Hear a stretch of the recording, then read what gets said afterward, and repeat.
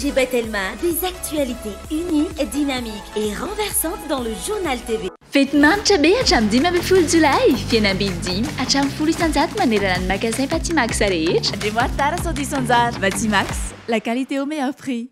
Vous présente Ny vaovao.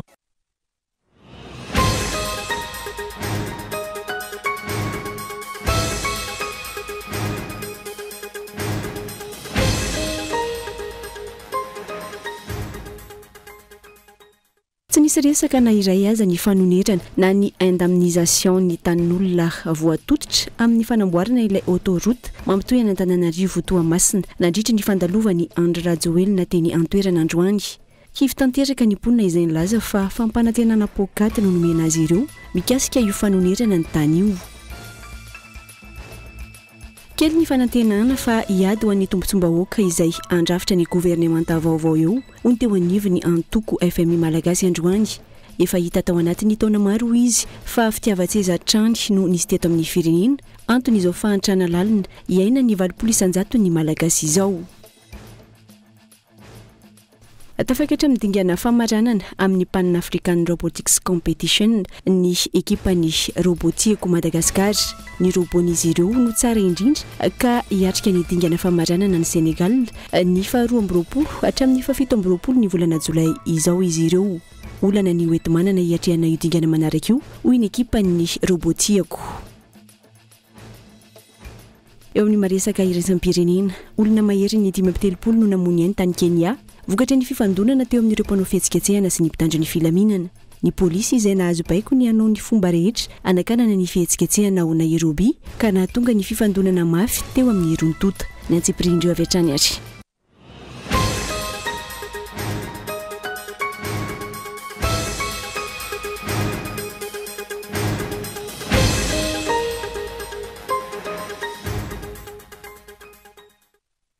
Agavaliana trano tomboky lasety mikivavy ny tsiriana ny tokantrano amin'ny ity alina ity tonga soa indray eto amin'ny fampahalalam-baovao manaritra ny arahaba ary ampitiavana no anasananao anjoy hatramin'ny farany fampahalalam-baovao hanomboantsika ny fotoana ary tsy nisy resaka na iray aza ny fanorenana na ny indemnisation ny tanin'ny olona voatotitra amin'ny fanamboarana ilay autoroute mampitohy any Antananarivo sy Toamasina nandritra ny fandalovany Andry Rajoelina teny an-toerana androany.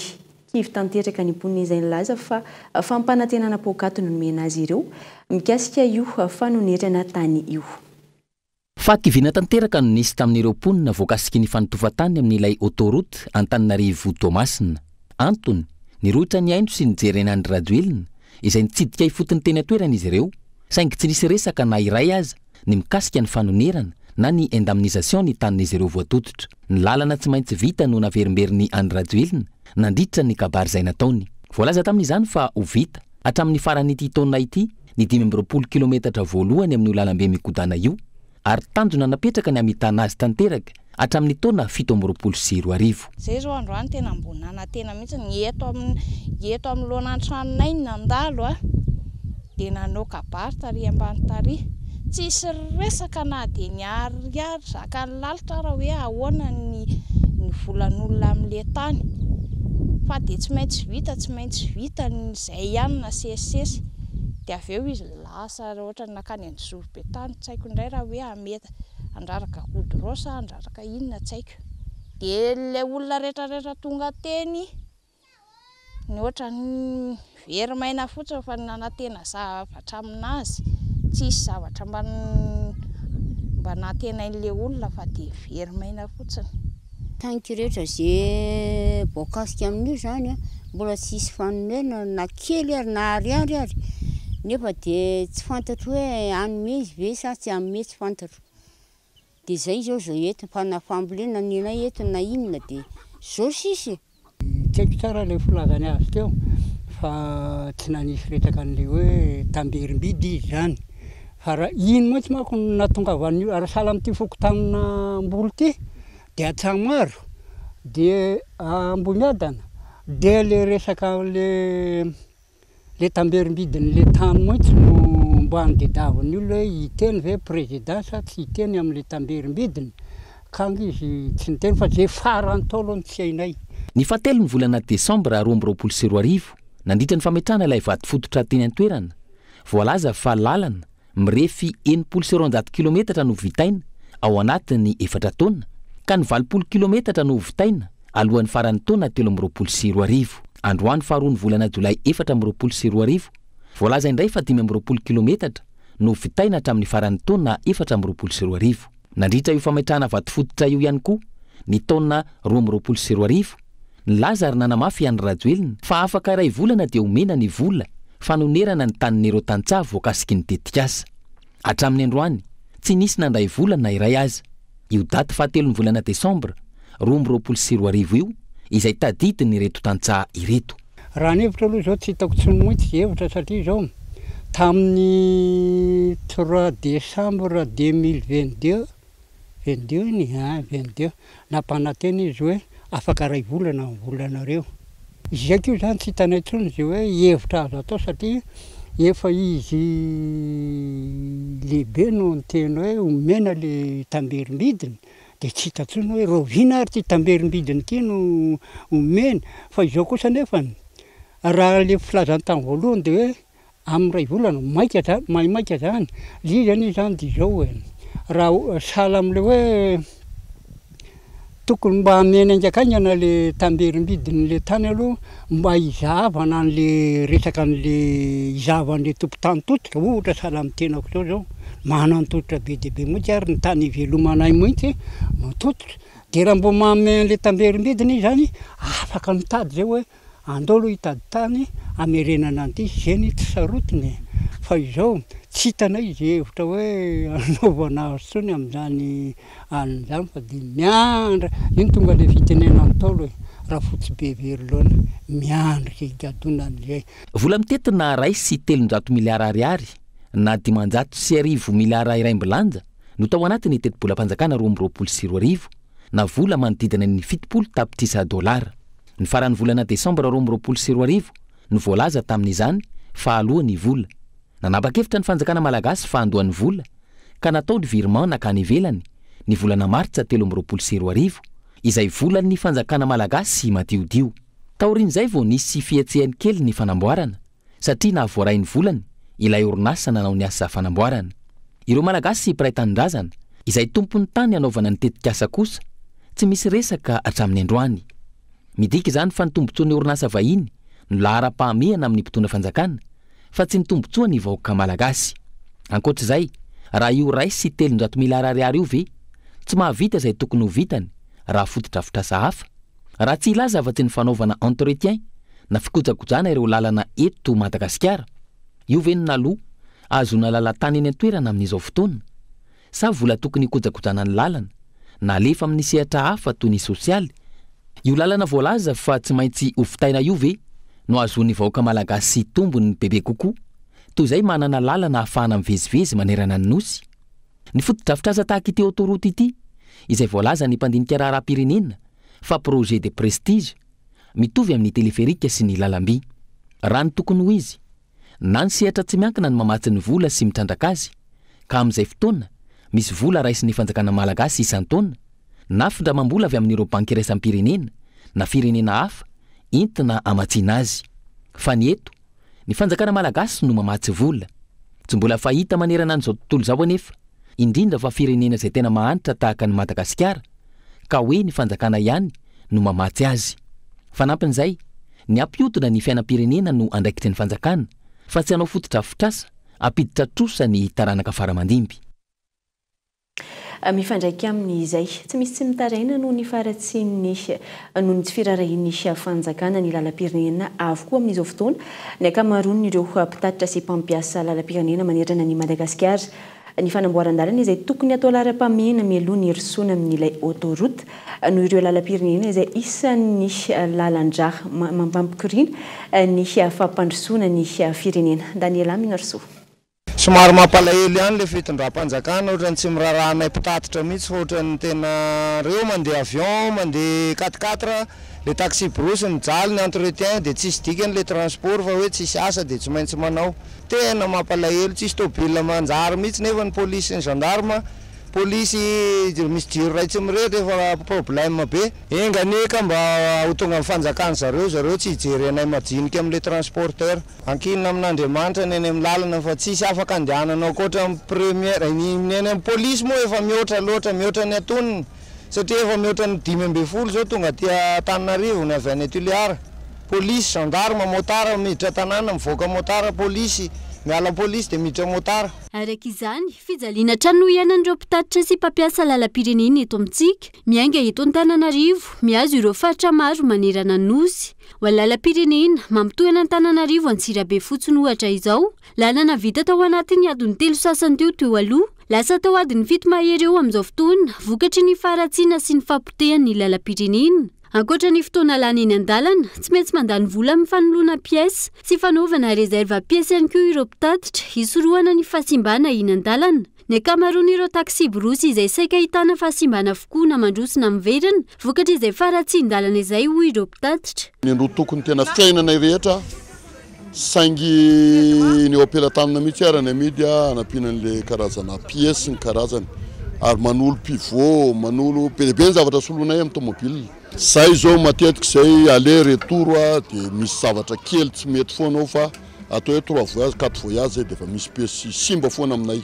Lavadavaka tena lavaka be dia be mihitsy fa tsy hoe kely efa anisany fitaraina be da be mihitsy fa tsy hatramin'izao tsy misy tsisy fanamboarana. Misy kely tao tena natao fa tsy tena natao fa zay tandrimo ratsy kely fotsiny natao dia zay dia tsy misy tsony.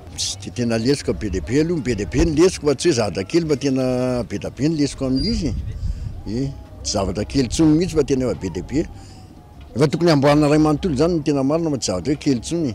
Ankoatra ny lalam-pirenena fafito, potika tanteraka avokoa amin'izao fotoana ny ankamaroan'ireo lalam-pirenena mampifandray ny Antananarivo amin'ny faritra maro manerana ny nosy. Isan'izany ny lalam-pirenena voalohany, faharoa, fahatelo, ny lalam-pirenena fahaefatra, fahadimy, fahaenina ary ireo zotra rezionaly. Ny fanamboarana ireo lalam-pirenena ireo izay tsy lahara-pahamehana amin'ny mpitondra fanjakana ankehitriny, raha ny hita amin'izao fotoana no ity farany, variana mihazakazaka amin'ny fanamboarana ilay arabe mikodana na ilay autoroute izay tsy mbola hita tokotany mazavatra eto.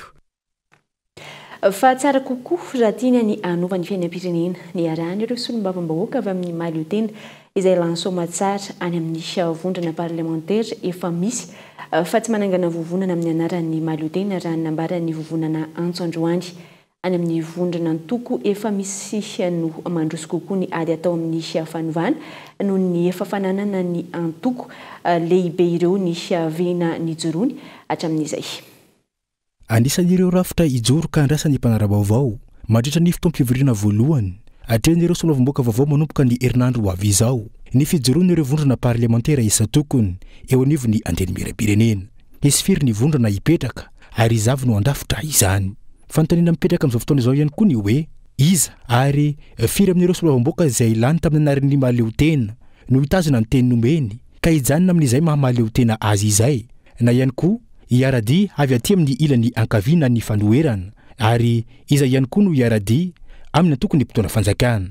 Na mafisiny teo anivon'ny vovonana Antso Androany fa tsara kokoa raha miaradi amin'ny vondrona parlementaire avy aty amin'ny fanoherana izy ireo fa tsy hanangana groupe parlementaire mahaleotena izany izay voizy ny sasany amin'izao fotoana izao mba hampitambatra ny hery ho amin'ny fanovana kokoa sy afahana manitsy ny mpitondra fanjakana. Reo député indépendant reo zany dia tokony miditra any anaty groupe parlementaire zay mampety azy io zany tsisy teritery fa zay le tena hoe izy ny olona manana ny foto-kevitra sy ny idéologiany sy ny principany any anatiny any dia izay vondrona politika rehefa ohatry ianao mahatsiaro fa tena tafalatsaka lalina zao firenena zao dia aiza no ataoko hoe vondrona politika vondrona parlementaire tokony hisy anao zany.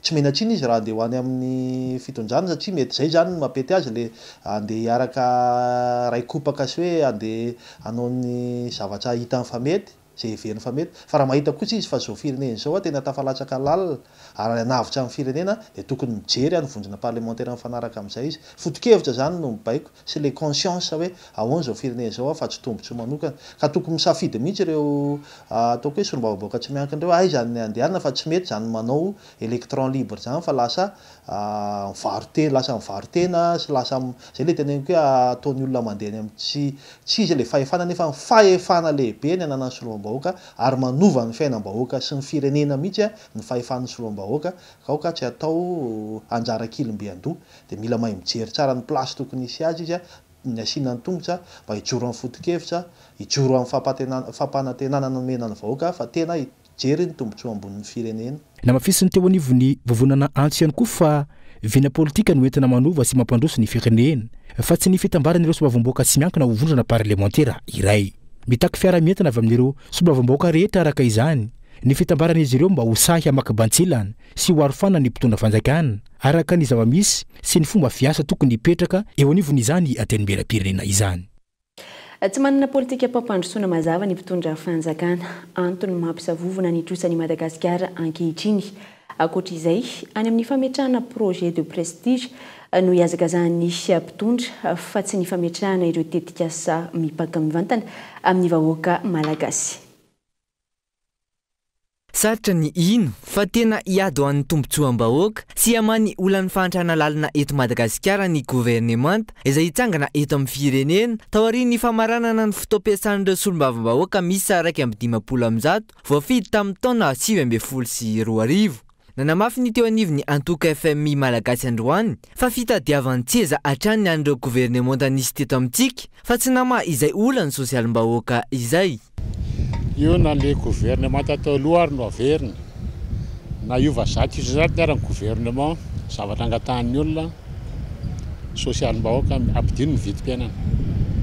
Ataovy mandeha mivirina ny ampianarana ny ankizy fa amin'izao fotoana izao 7 ny ankizy 10 taona midina tsy manoratra tsy mamaky teny. Andao aloha avotany ireo. Fa alohan'izany tsy maintsy arovana ny fianakaviana tsirairay.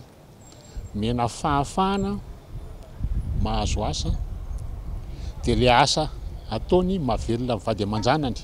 Zay ny fiarovana ny ankizy voalohany zay. Arovana le ray aman-dreny. Satria raha vao maty ny ray aman-dreny tsisy miaro-tsony ny ankizy. Fanjakana nefa tsy mahavita maharo ny ankizy tsirairay eto Madagasikara miprofo averiko foana 7 ny ankizy tsy mahay manoratra tsy mahay mamaky teny tsy makany ampianarana. Maro ny profo azy hitarafina fa fitiavan-tseza fa tsy ny hamongotra ny fahantrana eto Madagasikara ny misy eto amin'ny firenena. Isan'izany ohatra ny osika, alabato sy fandikan-dalàna natao hampandaniana ireo kandida mpanjakana nandritra ny fifidianana solombavambahoaka farany teo. Ka io matsa zay mampalahelo eto lasa vola sisa manjaka eto fa tsy nevitra. Vola sisa manjaka. Aiza ve misy résultat efatra zany no natao mitsimbadika dia comme par hasard ny amin'ny fitondrana no mahazo an'le seza.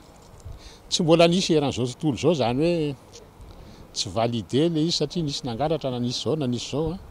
Zavatra tokony atao amin'izay tokony ataony fanapakevitry ny HCC averina le fifidianana. Dia asiana gendarme raha ilaina mba tsy isian'ny halatra.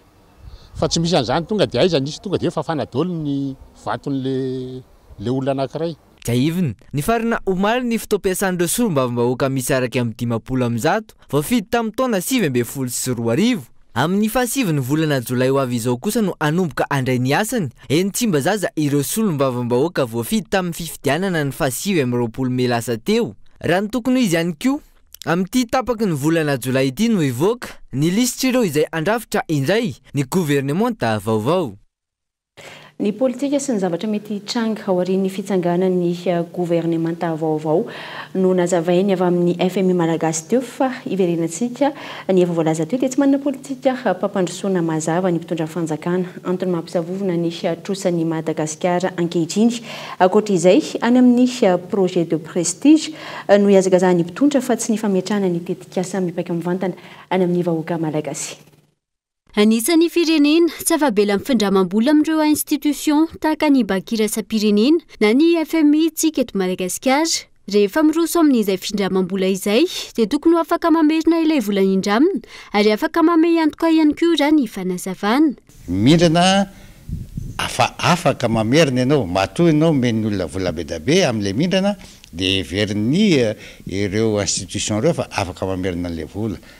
Rehefa ohatra manao an'izay nefa ny le fampiasana an'ilay vola hiasany amin'ilay vahoaka malagasy zany hoe tsy dia anaovana projet de prestige fa tena anaovana projet de développement. Aloha hijanona ny projet de prestige téléphérique autoroute Miami ny route nationale tsy vita tsy mandeha tsara ko inona ny mamaika anao zavatra hafa azany manisy serany vorona iray an-danitra fa ny réalité no tokony ho jerevana.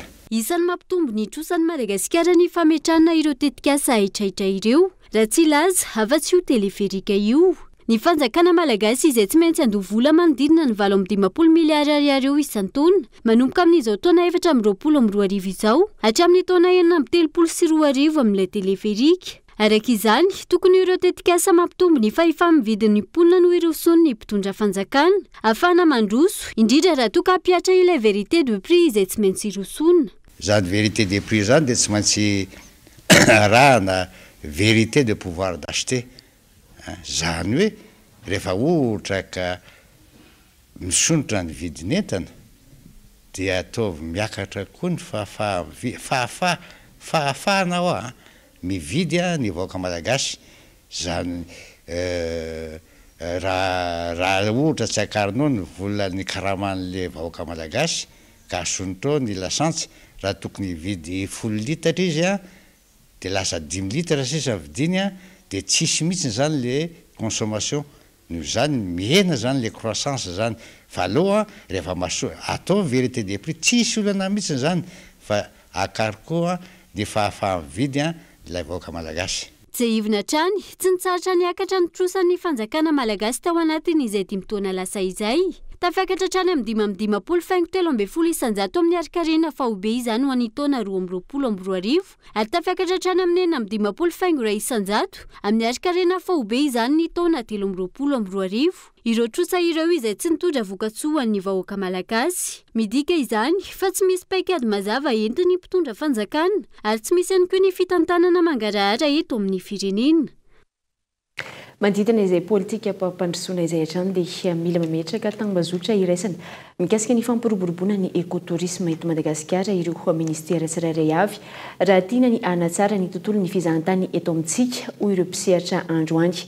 Tokony isy ihany koa ny fanarenana ny kompania mpitaterana anabakabana Madagascar Airlines raha tiana ny hatratra ny tanjona amin'ny fandraisana mpizahantany iray tapitrisa amin'ny taona 2022. Voasokajy ho isan'ireo nosy mahasarika mpizahantany betsaka indrindra maneran-tany Madagasikara noho ny fananany ny 20 isanjaton'ireo biby sy zava-maniry izay tsy fahita raha tsy eto amintsika. Zava-dehibe araka izany ny tokony irosona amin'ny fampiroboroboana ny ekotourisme hoy ny mpisehatra amin'ny fizahantany androany. Ity sehatra ity izay tokony ananganan'ireo ministera tsirairay avy tambazotra iraisana mikasika izay tontolo ny ekotourisme izay. Raha amin'ny akapobeany ny tanora malagasy sy ny malagasy amin'ny akapobeany mihitsy fantatry ny eran-tany hoe mahay mandray olona. Dikan'izany zany tena mety amintsika mety amin'io resaka ekotourisme io satria io ny ahafahantsika miaro ny tontolo iainana eto Madagasikara ary io koa no afaka hoe manala amin'ny fahantrana amin'ireo toerana maro eto Madagasikara misy fahantrana zany. Ny resaka ekotourisme dia tsy ataona ministera iray fotsiny fa misy presque ny ministera rehetrarehetra ny impliqué amin'izy io.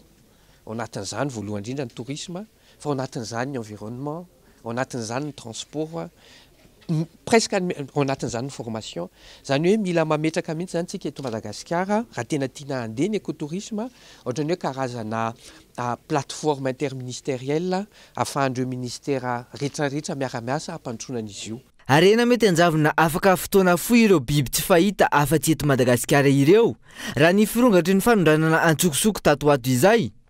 Vao malitra ivony namoaka tatitra ny firaisamonim-pirenena Alliance Vargas fa tafiakatra 20 ireo tranga fanondranana antsokosoko ny area-pirenena miala eto Madagasikara na ireo espèce endémique izay mampiavaka ny firenena tamin'ity taona 2023 ity. Manodidina ny 3.7 ny sokatra nisy nanondrana antsokosoko, 27 kosa ho an'ireo lémuriens de Madagasikara ary 100 n'ireo baobab nain nivoaka tsy ara-dalàna any ivelany. Tsy misy ny fampiarana ny lalàna sy ny fanasaziana ireo tompon'antoka amin'ireny fanondranana antsokosoko ireny hoy hatrany teo anivon'ny AVG. Maro ireo efa niondrana fa azo atao tsara ny mifehy sy miaro ireo kely ananana isariana mpizahantany raha misy ny fahavononana sy ny finiavan'ny mpitondra hoy hatrany ny mpisehatra amin'ny fizahantany. nanamafy ity farany fa tsy sarotra ny anatratra ny tanjona ny fandraisana mpizahatany ray tapitrisa amin'ny taona 2024 avy izao raha toa ka manana paikady mazava ny fitondram-panjakana toy ny fanarenana ny kompania mpitaterana anabakabaka Madagascar Airlines. Le izy ane raha ray 1 million de touristes zany tokony tsy ho problème amintsika. Maurice zao a 1,5 million de touristes nefa ny habean'ny Maurice mitovy amin'ny habean'ny district Antananarivo ary eo amin'ny Maurice 1 million ny samponao eto amintsika nefa 30 millions. Donc tsy tokony ho problème amintsika mihitsy zany raha ohatra ka tena hoe apetraka daholo moyen voalohany mazava ho azy dia tsy maintsy ao amin'ny resaka hoe roplanina tonga eto Madagascar, transport aérien satria tsika nosy dia tsy maintsy mandeha roplanina ny olona tonga eto. Io zany condition voalohany. Fa tsy vitany hoe transport aérien rery fa ny aéroport. Tokony atao aéroport international, tsy vitany Antananarivo ihany tsy nosy be fa Morondava koa tokony atao aéroport international, Sainte-Marie koa tokony atao international, i Tuléar koa satria ireo be da be ny olona te handeha amin'ireo faritra ireo zany. Zay zany ny voalohany. Faharoa dia mazava loatra fa ny infrastructure. Ary io koa betsaka ny investisseur vonona ny investir eto Madagasikara rehefa fatany fa hoe mandeha tsara ny aérien satria be da be ny olona te ho tonga eto amintsika. Isy manoloana io ny feonambe iraisam-pirenena mikasika ny écotourisme izay atao ety Ivato amin'ny 20 ny volana septambra ho avy izao. Fa marika isan'ny manana ny maizy azy jifaina amin'ireo magasin Cosmos ny marika Seb ankoatra ny efa mahafantadaza azy mahazo garantie hatramin'ny 2 taona ihany koa ireo tonga mividy ireo fitaovana marika Seb, Moulinex, Tefal, Roentar ary ny Groups eny amin'ireo magasin Cosmos.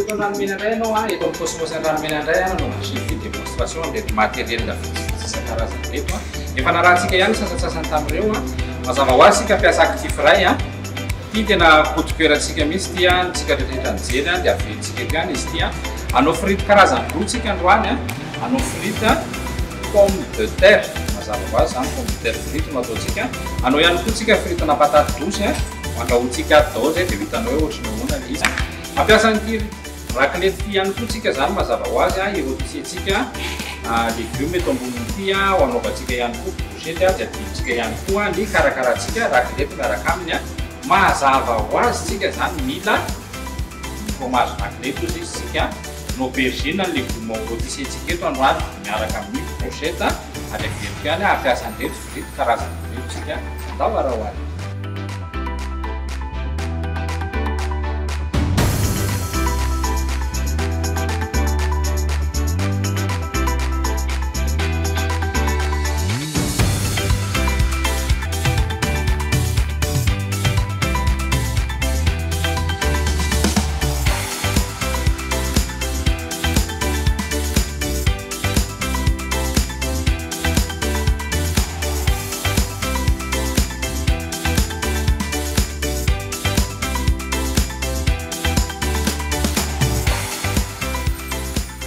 Fampitsahivana moa zany izy ity garantie 2 ans be zao roa taona ny produit rehetrarehetra ato amin'ny Cosmos zany raha vidina ny marika Seb, Moulinex, Tefal, Roentar, ny Groups.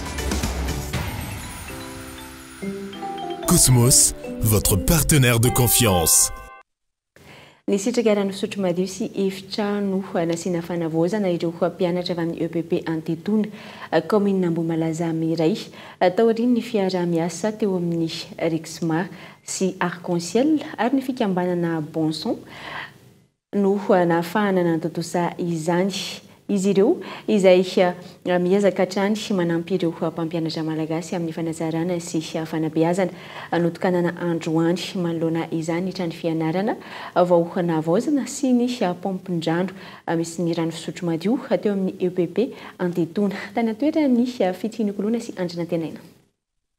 Tany amin'ny 300 metatra miala ny efitrano fianarana vao afaka misitraka rano fisotro madio ireo mpianatra teo nivony EPP Antetona commune Ambohimalaza iray hatrezay fianarana izay nitsangana tamin'ny taona 2007 mijaly amin'ny fahazahoana rano sotroina sy afana amin'io araka izany ireo mpianatra Manampitrotraka izany ny olana teo amin'ny efitrano fianarana isaky ny vampitoana ny fahavaratra.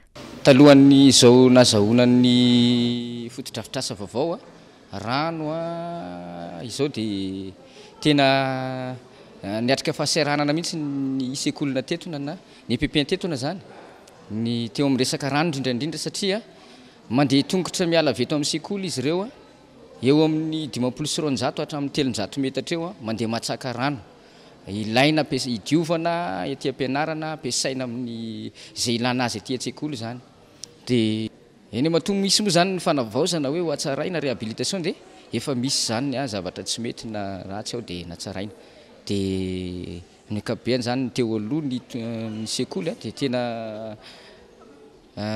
nampalahelo kely nampalahelo fa zao izy tena lasa miverina vaovao mihitsy indray ankehitriny navaozina indray ny EPP trano fianarana sy toeram-pivoahana vaovao no azon'ireo mpianatra fiarahana miasa teo anivon'ny Rexma sy ny Arc-en-Ciel ary ny Bonson no niara ny salahy nazahoana izao fotodrafitrasa izao. Eh bien, moi je suis français, je connaissais pas trop Madagascar. Je connaissais la Frantsay ny tenako, tsy dia fantatra tsara i Madagasikara. Ny fantatra dia ny fahantrana misy teto Madagasikara, niaraka tamin'ny orinasa antsoina hoe Arc-en-Ciel izay misehatra amin'ny fanaovana forage. Nanapa-kevitra izahay ny hiara hiasa ary hanao fanadihadiana tamin'ny toerana maro. Teto amin'ity toerana ity nahitana rano madio indrindra. Tapa-kevitra izahay fa eto no atomboka ny tetikasa efa bolana lasa izay. De lancer de l'opération il y a maintenant 4 mois et on a fait des analyses pendant 2 mois. C'est nous zany ny société l'Arc-en-Ciel. L'Arc-en-Ciel là dia efa teto nanomboka tamin'ny 2024.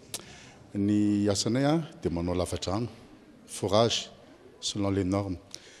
Dia rehefa nandeha ny fotoana dia rehefa mandeha iraky Madagasikara zany dia nahita be da be le filaina.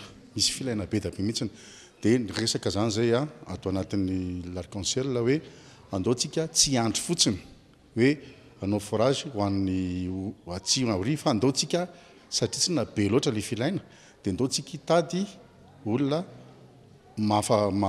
afaka manome fanampiana financier atsika choisir zany hoe atetana zany fidina hoe ame an'le rano rehefa nandeha ny sélection zany dia me atetana dia tonga izay manao étude.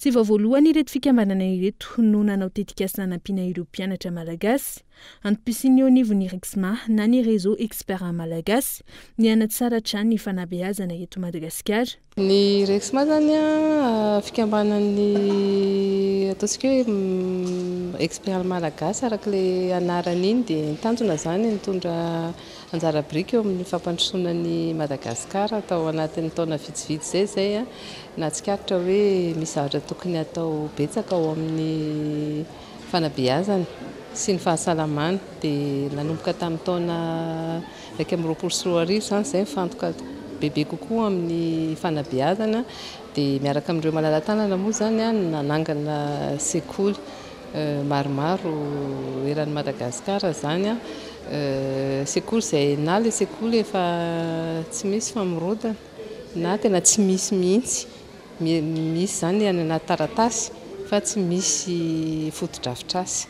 Androany no notokanana ny trano fianarana vao navaozina ho an'ny EPP Antentona nahazo fotodrafitrasa ahafahana misitraka rano fisotro madio izay zo fototra ihany koa ireo mpianatra taorian'ny fanamboarana forage vaovao tiany an-toerana.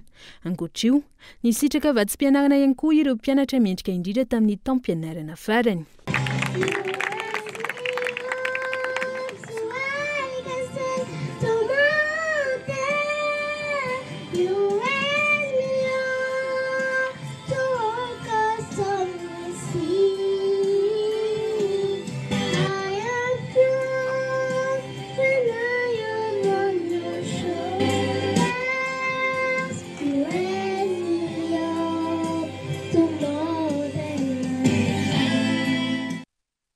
Ihany koa ny atsika misy antivetivety ao anaty dokam-barotra fohy ao aorian'izay ny tapany faharoa ny fampahalalam-baovao.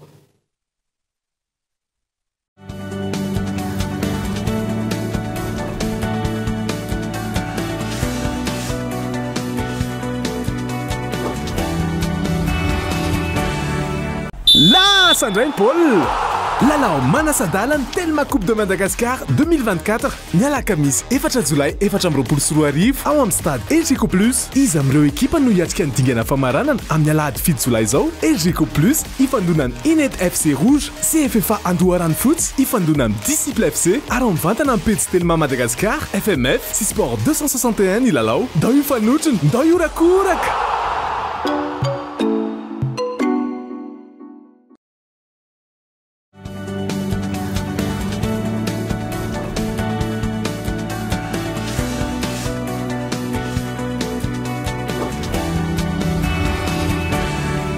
Tavaverina somatsara tao anatin'ny tapany faharoa ny fampahalalam-baovao anoizatsika izany avy hatrany dia mahakasika ny fampianarana araka ny efa narahana teo nilamina tamin'ny ankapobeny ny fizotra ny fanadinam-panjakana BEPC raha ny atao amin'ny faritra Vatovavy misa 470 ny mpiadana izay iparitaka tamin'ny fohy be mpanadinana araka amin'ny 20 raha ny tatry ny taleparitry ny fanabeazam-pirenena Vatovavy nahitana mpiadana betsaka indrindra ny tao amin'ny Sisco Mananjary izay misa 270 sy 302 arahantsika ny fanampanazavana makasika izay. Amin'ny ankapobeny aloha zany dia eo statistika milamina aloha zany fagnadinana mitsotra dirana ny lera amin'izany dia nomboka tamin'ny lera tiran'omboan'ny somasara tamin'ny valona nomboka dia mpianatra samby sisy problème sisy mpianatra hoe nisy nagnadiniko avao ohatran'izany fa nilamina tsara aby zany teto amin'izao aloha zany dia koa misy mpianatra amin'izany nisy salama fa efa nilamina tsara zany salama igny efa tsy tahorana aby koa.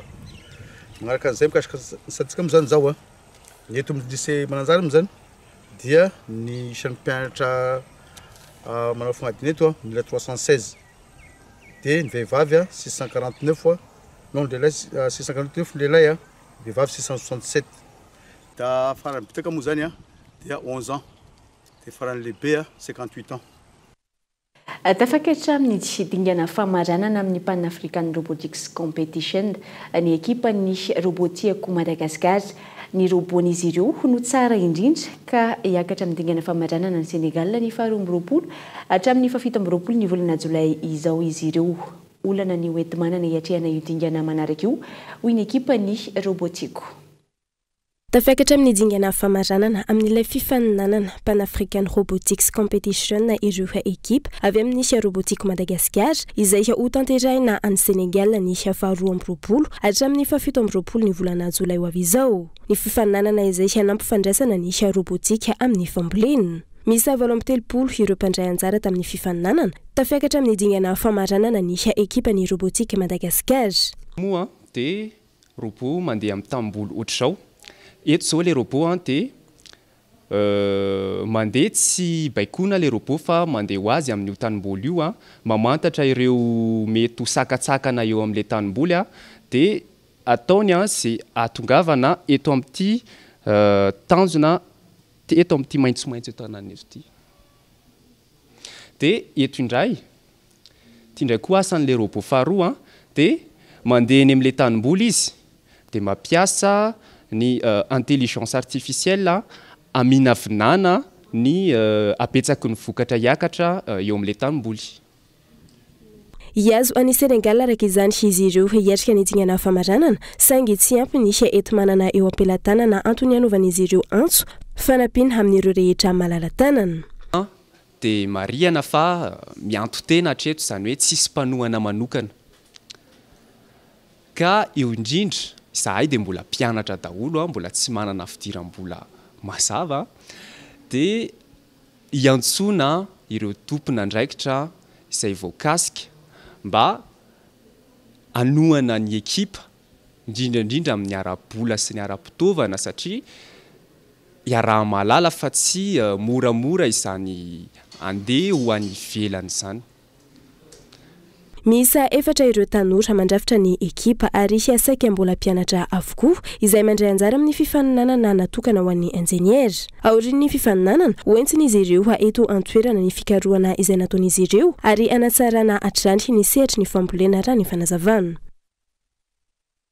lafim-baovao hafa dia efa maro ireo orinasa no mahalala sy mampiatra ny RSE na ny responsabilité sociétale des entreprises saingy ilaina fanarahamaso entitra ny sy fanentanana izany mba hisorohana ny mety endrika fanodikodinana sy ny famotsim-bola raha ny fanazavana mandritra ny hetsika salon de la RSE et des IDD no anamafisana ny fanentanana raha ny fanazavana.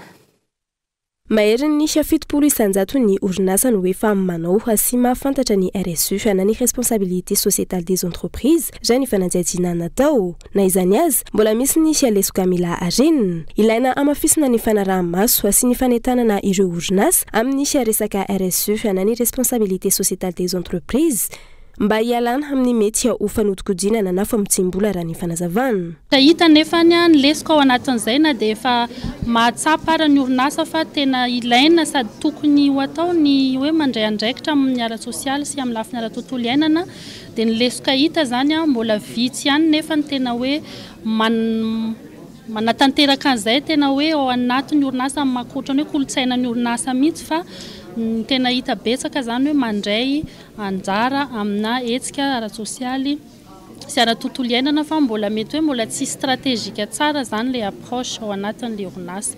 Dia ny zavatra hita ihany koa tao anatin'izay rehefa misy moa miroborobo ohatran'izao zany ny RSE misy mahatsara satria betsaka ihany koa ny manomboka mirona ao anatin'izay fa misy risque ihany koa ambadika satria mety lasa ararotin'ny olona indray zany ny RSE anafenana zavatra mety tsy mety na hoe mody manao RSE nefa zavatra tsy mety atao aty ambadika dia iny zany mbola misy lesoka ihany koa tokony hatsaraina amin'izay lafin'izay mba hahafahana tena hoe RSE tena mitokony ho izy amin'ny tena hoe mandray andraikitra tokoa zany ny orinasa fa tsy hoe manao hetsika kely fotsiny mba hahafahana hoe miala amin'izay adidy sy andraikitra zay tokony. Ho amafisina mandritra ny hetsika salon de la RSE et des IDD andiany fasivy izay ho tanterahana ny faraika ambin'ny folo hatramin'ny faharoa ambin'ny folo ny volana jolay ho avy izao ny mahazava-dehibe ny fanaovana ny RSE. Rasana amin'ity moa zany araka ny thématique noentintsika efa betsaka ny orinasa efa mirotsaka fa tokony amafisina zany zay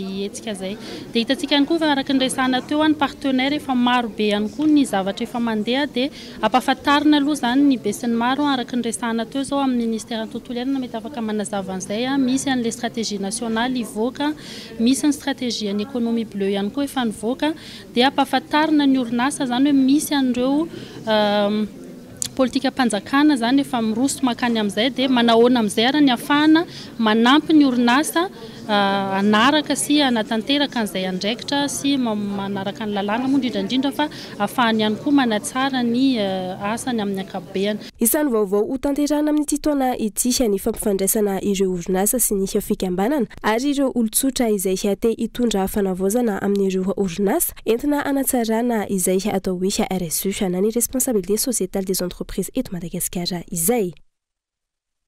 Da mifantarana tamin'ny fomba ofisialy androany application mozika vokatra malagasy ny volavolain'ny Manova ary tohanan'ny Telma Madagasikara.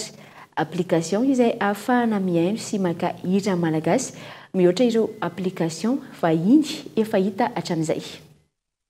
Application fahatelo no vokarin'ny Manova ny mozika. Application entina anomezana tombotsoa an'ireo kanto malagasy noho izy ahafahana mihaino sy maka hira betsaka noho ireo application vahiny efa fantatra hatramin'izay. Ho hita ao anatiny ihany koa ireo hira hatramin'ny vanim-potoana ny fandimby. Inona moa io mozika io? Application de streaming. Zany hoe application entina hiainona hira. Ohatra ny reny ilay efa fahitatsika na fampiasantsika reny avy any ivelany Deezer, Spotify, Apple Music, sy inona no mahasamihafa azy amin'ireny ilay zavatra fahitatsika reny atambatra reo ny Spotify, Deezer, ny Apple Music, ny YouTube Music sy ny Tidal rehetrarehetra izay atambatra reo dia izay angambany no atao hoe mitovitovy amin'ny mozika. Ny antony itenenako amin'izay dia misy fonctionnalité isan-karazany ireny application de streaming avy any ivelany ireny dia raha atambatra izay rehetrarehetra izay dia mbola mihoatra amin'izay ny zavatra misy ao anatin'ny mozika io. Ny hira malagasy ihany koa no tena tianay sy ny mpanakanto malagasy sy ny zavakanto malagasy amin'ny ankapobeny. Izay ihany koa no tena tianay avotra.